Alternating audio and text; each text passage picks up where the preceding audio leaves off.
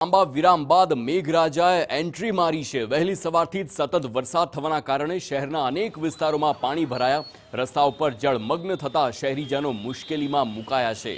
અમદાવાદના પશ્ચિમ વિસ્તારમાં આવેલા પ્રહલાદનગર, વેજલપુર અને મકરબા સહિતના વિસ્તારોમાં પાણી ભરાઈ ગયા।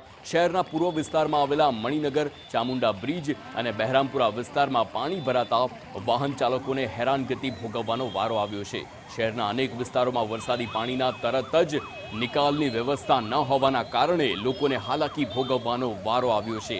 તો આ 6 દ્રશ્યો આપની ટીવી સ્ક્રીન પર જોઈ શકો છો, જ્યાં મકરબા, વેજલપુર, મણિનગર, પ્રહલાદનગર, ચામુંડા બ્રિજ અને બહેરામપુરા વિસ્તારમાં જે પ્રકારે હાલાકી પડી તેના દ્રશ્યો જોઈ શકો છો।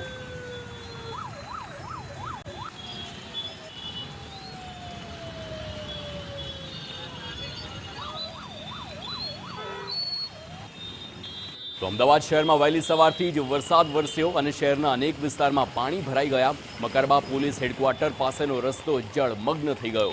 ગટરના પાણી બેક મારતા વરસાદી પાણી સાથે ભળ્યું ગટરનું પાણી ભરાવવાના કારણે રસ્તો પણ બંધ કરવામાં આવ્યો। વરસાદી પાણીનો તુરંત જ નિકાલ ન થતા સમસ્યા સર્જાઈ છે।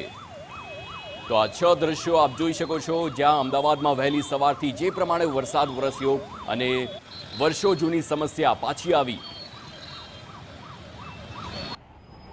અમદાવાદ મ્યુનિસિપલ કોર્પોરેશન દ્વારા અણધડ આયોજન કરાતું હોય છે, તેનો આ એક નમૂનો છે કે જ્યારે રોડ બનાવવામાં આવ્યો ત્યારે રોડનું યોગ્ય પ્રકારે લેવલ ન હોવાના કારણે જે વચ્ચેનો ભાગ છે ત્યાં સતત પાણી ભરાય છે, દર વર્ષે ભરાય છે।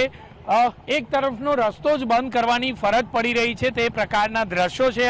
આખરે કોઈ પણ પ્રકારે યોગ્ય આયોજન રોડ બનાવતી વખતે કરવામાં ન આવ્યું, કોઈ પણ ડ્રેનેજ લાઇન નાખતી વખતે કરવામાં ન આવ્યું કે પછી સ્ટ્રોમ વોટર લાઇન નાખતી વખતે કરવામાં ન આવ્યું અને એટલા માટે જ આ પ્રકારની સમસ્યા જોવા મળી રહી છે। સ્થાનિક કોર્પોરેટર પણ છે આપણી સાથે, તેમની સાથે વાત કરીશું।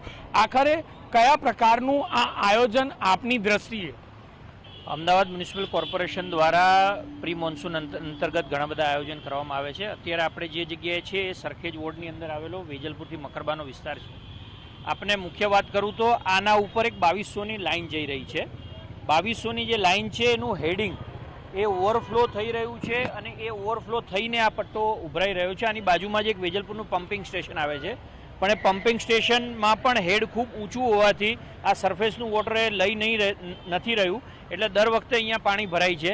એટલે જે 2200ની કહી શકાય કે પમ્પિંગ સ્ટેશન પર પાણી નથી લઈ રહ્યું, તો લેવલ બાબતે ધ્યાન નહોતું અપાયું। પમ્પિંગ સ્ટેશનનું પણ ઓગમેન્ટેશન આપણે 2 વર્ષ પહેલાં કર્યું છે, એટલે એને ઊંડો કરવામાં આવ્યો છે, પણ અહીંથી જે લાઇન આપણે અંદર ઇન્ટર કરી હોય એનાથી પણ વધુ જ્યારે પાણી એનું લેવલ હોય લગભગ 4.1 જેટલું અત્યારે છે, 3.5થી જેવું ડાઉન થાય છે પછી એ આ લેવાનું ચાલુ કરે છે। જ્યાં સુધી એ 3.5થી ઉપર હશે ત્યાં સુધી આ પાણી નહીં લે, એટલા માટે આ સમસ્યા છે। ને બીજું મેં કીધું એમ 2200ની જે ડ્રેનેજ મુખ્ય લાઇન છે એ અહીંયાથી ઓવરફ્લો થઈને એ પાણી અહીંયા ભરાય છે, એટલે આ વરસાદી પાણી કરતાં જે 2200ની મુખ્ય લાઇન છે ગટરનું એનું પાણી અહીંયા ભૂલ ક્યાં છે કે 2200ની લાઇન નાખી એમાં કે આ જગ્યા ના 2200ની લાઇન જે છે એ ઓવરફ્લો થાય છે એટલા માટે આ પાણી ભરાય છે। અમે અહીંથી માઇક્રો ટનલિંગથી સાબરમતીમાં પાણી નાખવાની રજૂઆત, લાઇન નાખવાની રજૂઆત કરી। ઓવરફ્લો ન થાય તે માટે આયોજનનું વિચાર્યું નહોતું જ્યારે પણ લાઇન નાખવામાં આવી?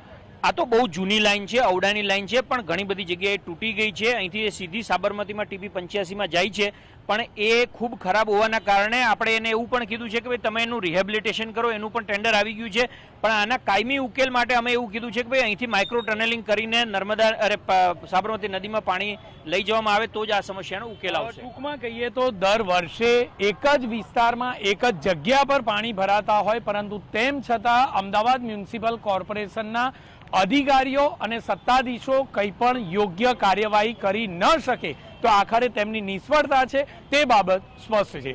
કેમેરામેન ઇમરાન શેખ સાથે જિગ્નેશ પટેલ, TV9 અમદાવાદ।